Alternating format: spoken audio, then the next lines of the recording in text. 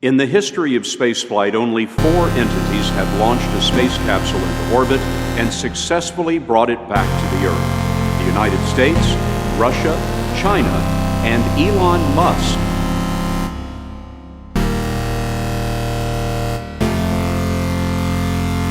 I think most people would agree that a future where we're a spacefaring civilization is inspiring and exciting compared with one where we are forever confined to Earth until some eventual extinction event. I think it's important that humanity become a multi-planet species.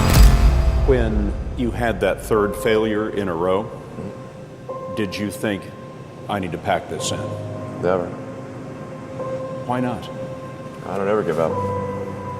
I'd have to be dead or completely incapacitated.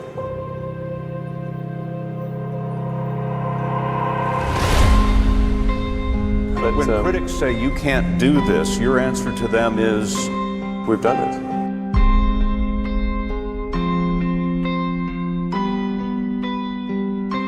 We've done it.